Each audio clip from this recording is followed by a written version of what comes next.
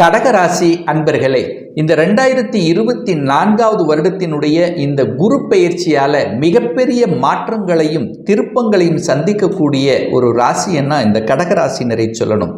ஏற்கனவே இந்த அஷ்டம சனியால மன அழுத்தம் சார்ந்த விஷயங்கள், குடும்பம் சார்ந்த விஷயத்திலும் சின்ன சின்ன தொந்தரவுகள், பணம் சார்ந்த விஷயங்கள், தைரிய வீரியம் இல்லாத தன்மை, திருமணம் சார்ந்த விஷயத்திலும் தடைகள், தொழில் சார்ந்த விஷயத்திலும் பல பிரச்சனைகள், இப்படி அனைத்து விதத்திலும் ஏதோ ஒரு வகையில் சிக்கலை சந்தித்து கொண்டிருக்கின்ற இந்த கடகராசி என்பர்களுக்கு இந்த குருவானது 11ஆம் இடத்தில் வந்து அமர்கிறது சற்று ஆறுதலான ஒரு விஷயம்தான்.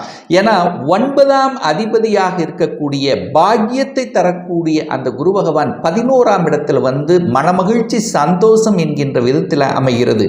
அப்போ இதுவரையில் ஒரு மனக்குழப்பம் அதிகமாக இருக்கிறது, ஏன் நமக்கு இது நடக்கிறது, இந்த சோதனைகள் என்று இருக்கின்றவர்களுக்கு கடவுளினுடைய அனுகிரகத்தை பெறக்கூடிய ஒரு வருடமாக இருக்கும்.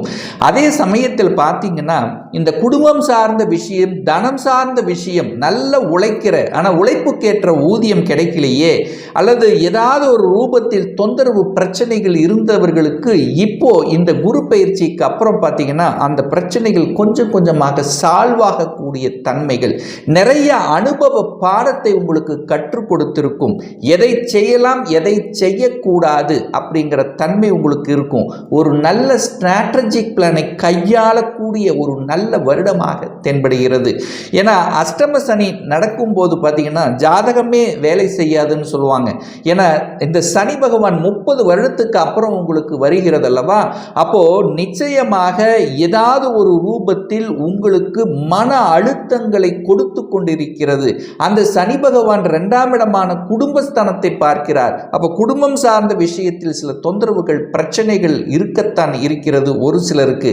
ஆனால் என்ன நான் சொல்ல வரேன் அப்படின்னா, அந்த கணவன் மனைவி சார்ந்த விஷயத்தில் கொஞ்சம் அன்னோனியம் விட்டு கொடுத்து செல்லணுங்கிறதையும் ஞாபகத்தில் வைத்துக் கொள்ளுங்கள். அந்த குரு பகவான் 11ஆம் இடத்தில் இருக்கிறதுனால இதுவரைக்கும் ஒரு காசு பணம் கிடைக்கலையேங்கிறவங்களுக்கு நிச்சயமா உங்களுக்கு காசு பணம் கிடைக்கக்கூடிய தன்மை, அதுவும் சுக்கிரனுடைய வீட்டில் குரு இருக்கிறதுனால ஏதாவது ஒரு ரூபத்தில் கையிருப்பு பணம் என்பது உங்களுக்கு இருந்து கொண்டிருக்கும். நல்ல உழைப்பை போடுவீங்க, உழைப்புக்கேற்ற ஊதியம் உண்டு. ஒரு சிலருக்கு விரும்பிய இடத்தில் இடமாற்றம் நடக்கக்கூடிய தன்மை, எதிர்பாராத விதத்தில் நடக்கக்கூடிய தன்மை, ஒரு சிலருக்கு ப்ரமோஷன் கிடைக்கும், அடிஷனல் ரெஸ்பான்சிபிலிட்டி இருக்கும். ஸோ எந்த மாற்றங்கள் வந்தாலும் அந்த மாற்றத்தை ஏற்றுக்கொள்வது தான் இந்த காலகட்டம் உங்களுக்கு சிறப்பை ஏற்படுத்தி கொடுக்கும். அதே சமயத்தில் அந்த குரு பகவான் தனது 5ஆம் பார்வையாக 3ஆம் இடத்தை பார்க்கிறார், முயற்சி ஸ்தானத்தை பார்க்கிறார், தைரிய வீரியத்தை கொடுக்கும். எதையும் செய்யலாம், எதையும் சாதிக்கலாம் அப்படிங்கிற தன்மை இருக்கும். நிறைய அனுபவத்தை வைத்துக்கொண்டு அந்த புதன் வீட்டான அந்த 3ஆம் இடத்தை பார்க்கிறார் அல்லவா, அப்ப புத்திசாலித்தனம் மெருகேற்றக்கூடிய தன்மை, எதை எப்படி பேசணும் அப்படிங்கிற கற்றுக் கொடுக்கக்கூடிய தன்மையும், அந்த கடவுளினுடைய அனுகிரகங்களும் குருமார்களினுடைய ஆதரவுகள் இந்த காலகட்டம் உங்களுக்கு இருக்கும். பெரிய மனிதர்களுடைய தன்மை இருக்கும். அந்த குரு பகவான் அந்த 3ஆம் இடத்தை பார்க்கறதுனால உங்களுக்கு நல்ல ஒரு உள்ளுணர்வு சக்திங்கிறது இருக்கும். உங்களுடைய உள்மன ஆற்றல் இருக்கும். அந்த உள்மனசு சொல்றதை கேட்டு நீங்க நடந்தீர்கள் என்றால் வெற்றி பெறுவது என்பது எளிதாகிவிடும் அப்படிங்கிறதையும் ஞாபகத்தில் வைத்துக் கொள்ளுங்கள். அந்த குரு பகவான் தனது சப்தம பார்வையாக அந்த 5ஆம் இடத்தை பார்க்கிறார். பூர்வ புண்ணியஸ்தானம் பஞ்சமஸ்தானத்தை பார்க்கிறது. 5ஆம் இடம் என்பது பதவியை குறிக்கக்கூடிய தன்மை.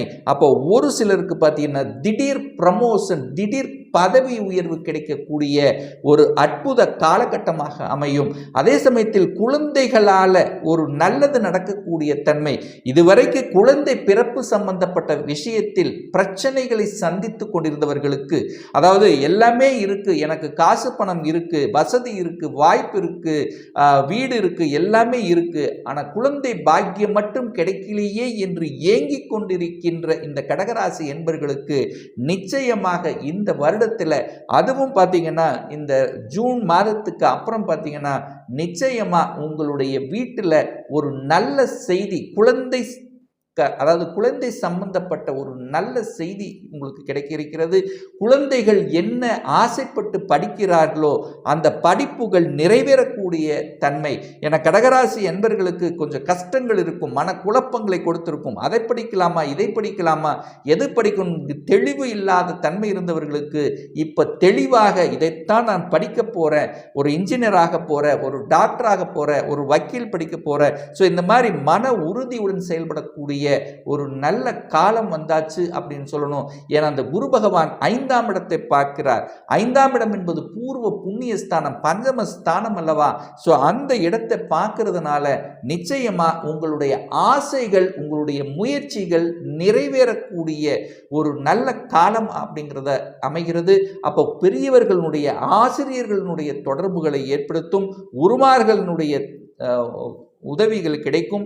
பெரிய மனிதர்கள், அரசியல்வாதிகள், அதாவது உங்கள் பெரிய ஒரு பதவியில் இருக்கிறவர்களுடைய தொடர்புகளும் உங்களுக்கு கிடைக்கக்கூடிய தன்மைகள் சிறப்பாக இருக்கிறது அப்படிங்கிறதையும் நீங்கள் மனதில் பதிய வைத்துக் கொள்ளுங்கள். அதே சமயத்தில் அந்த குரு பகவான் பார்த்தீங்கன்னா 7ஆம் இடத்தை பார்க்கிறார். அந்த 7ஆம் இடம் என்பது திருமணஸ்தானம். அப்போ கடந்த காலத்தில் பார்த்தீங்கன்னா கடந்த ஒரு வருடங்களாக கணவன் மனைவிக்குள்ளேயே சின்ன சின்ன கருத்து வேற்றுவார்கள், ஈகோ சம்பந்தப்பட்ட பிரச்சனைகள், கணவன் ஒரு இடத்துல மனைவி ஒரு இடத்துல, இந்த மாதிரி ஒரு சின்ன சின்ன ஒரு சரிவு சந்தித்துக் கொண்டிருந்தவர்களுக்கெல்லாம் அந்த குருவினுடைய அந்த 9ஆம் இடமான அந்த பாக்கிய பார்வை 7ஆம் இடத்தை பார்க்கறதுனால சரி செய்து கொள்ளக்கூடிய சந்தர்ப்பங்களை நிச்சயமாக உருவாக்கும்.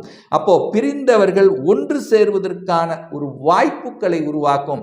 என்னதான் இருந்தாலும் உங்களுக்கு இப்ப அஷ்டம சனி இன்னும் ஒரு வருடத்துக்கு இருக்கின்ற காரணத்தால எல்லாமே கொஞ்சம் விட்டு கொடுத்து அனுசரணையோட செல்லணுங்கிறது ஞாபகத்தில் வைத்துக் கொள்ளுங்கள். அதே சமயத்தில் வேலையில் அழுத்தம், பிரஷர் இருக்கத்தான் செய்யும். அதை கற்றுக்கொண்டு இப்படித்தான் அப்படிங்கிறது அது இயல்பாகவே உங்களுக்கு அமைந்திருக்கும். ஆனால் என்ன, மேலதிகாரிகளுடைய சொல்படி கேட்டு நடந்து கொள்வதும் உங்களுக்கு சிறப்பை ஏற்படுத்தி கொடுக்கும். வேலையை மட்டும் அவசரப்பட்டு ஆக்ரோசப்பட்டு கோபப்பட்டு விட்டு விடாதீர்கள் அப்படிங்கிறதையும் ஞாபகத்தில் வைத்துக் கொள்ளுங்கள். ஆனால் இதுவரைக்கும் ஒரு நல்ல வேலை செட்டில் ஆகல, வேலை கிடைக்கல அப்படின்னு இருக்கின்றவர்களுக்கு நிச்சயமாக இந்த ஜூன் மாதத்துக்கு அப்புறம் ஒரு நல்ல வேலை கிடைக்கக்கூடிய வாய்ப்புகளும் சந்தர்ப்பங்களை ஏற்படுத்தும். இந்த ராகு பகவான் 9ஆம் இடத்தில் இருக்கார் அல்லவா? அப்போ வெளிநாட்டு சம்பந்தப்பட்ட வாய்ப்புகளும் ஒரு சிலருக்கு அமையும். அப்போ ஒரு வெளிநாட்டுக்கு போகணும் அல்லது வெளிநாட்டு கம்பெனி எம்என்சி கம்பெனியில் பணிபுரியணும் என்கின்ற எண்ணத்தில் இருப்பவர்களுக்கு நிச்சயமாக அந்த எண்ணங்கள் ஈடேறக்கூடிய வகையில் தான் இந்த குரு பயிற்சியானது அமைகிறது. அதே சமயத்தில் 11ஆம் இடத்தில் இருக்கின்ற குரு உங்களுடைய ஆசைகளை நிறைவேற்றும். ஒரு சிலருக்கு பார்த்தீங்கன்னா ரொம்ப நாள் ஒரு கவர்மெண்ட் வேலைக்கு தான் போகணும், அதாவது அந்த வேலைக்குத்தான் நான் செல்லணும் என்று உறுதிப்பாட்டுடன் படித்து கொண்டிருக்கின்ற, முயற்சி எடுத்து கொண்டிருக்கின்ற கடகராசி என்பர்கள் நிச்சயமாக இந்த தீபாவளிக்கு அப்புறம் அது உங்களுக்கு கைகூடக்கூடிய தன்மை. ஸோ இந்த வருடம் பார்த்தீங்கன்னா நிறைய அனுபவ பாடங்களை உங்களுக்கு கற்றுக் கொடுத்திருக்கும். பணம் என்றால் என்ன, குடும்பம் என்றால் என்ன, உறவுகள் என்றால் என்ன, தொழில் சார்ந்த விஷயம்னா எப்படி, மக்கள் எப்படி, நம்மை சார்ந்திருப்பவர்கள் எப்படி என்கின்றதை உங்களுக்கு அனுபவ பாடங்களை கற்றுக் கொடுத்திருக்கும். இந்த அனுபவங்களின் வாயிலாக நிச்சயமாக இந்த தீபாவளிக்கு அப்புறம் பார்த்தீங்கன்னா நீங்கள் எண்ணியது நடக்கக்கூடிய அத்தனை விஷயங்களும் நடக்கும். இந்த குரு பகவான் 11ஆம் இடத்தில் இருக்கின்ற காரணத்தால் நிச்சயமாக நீங்கள் நினைக்கக்கூடிய அத்தனை விஷயங்கள் நடக்கும். புனர்பூச நட்சத்திரத்தில் பிறந்தவர்களுக்கு இப்போவே உங்களுக்கு கடந்த ஒரு வருடங்களாக கடந்த அந்த பிரச்சனைகள் எல்லாம் சால்வாகக்கூடிய தன்மை. பூசத்தில் நட்சத்திரத்தில் இருப்பவர்களுக்கு இப்போ அழுத்தம், பிரஷர்ங்கிறது அதிகமாக இருக்கக்கூடிய தன்மை. ஆயில்ய நட்சத்திரத்தில் பிறந்தவர்கள் மட்டும் கொஞ்சம் கவனமாக எச்சரிக்கையோட இனி வரக்கூடிய காலங்கள் என்னதான் இருந்தாலும் இந்த அஷ்டம சனி காலத்தில் பார்த்தீங்கன்னா புதிய முயற்சிகளை தவிர்த்து விடுவதும், அகலக்கால் வைக்காம, அதாவது தொழிலில் இருக்கிறீங்கன்னா என்ன செய்து கொண்டிருக்கிறீர்களோ அதை அப்படியே கண்டினியூ பண்ணிட்டீங்கன்னா உங்களுக்கு பெரிய பாதிப்பை ஏற்படுத்தாது. ஆனால் கடன் சார்ந்த விஷயத்தில் நிச்சயமாக கடனில் சிக்கி தவித்து கொண்டிருந்தவர்களுக்கு நிச்சயமாக இனி அந்த தீபாவளிக்கு அப்புறம் கடன் சுத்தமாக குறையக்கூடிய தன்மை. ஏன் சொல்றேன் அப்படின்னா, 6க்குரியவன் தனக்கு 6ஆம் இடத்துல போய் உட்கார்ந்துருக்கார்லவா, அப்ப நிச்சயமா கடனிலிருந்து இந்த வருடத்துல விடுதலை பெறுவீர்கள். கடன் சார்ந்த விஷயத்தில் இருந்து, அதை ஒரு இஎம்ஐயே கட்டிட்டே இருக்கிறேன், கடன்ல சிக்கிட்டு இருக்கிறேன், ஒரு ஒரு அதிலிருந்து விடுபடணும் அப்படின்ற முயற்சியில் இருந்தவர்கள் நிச்சயமாக விடுபடக்கூடிய தன்மை.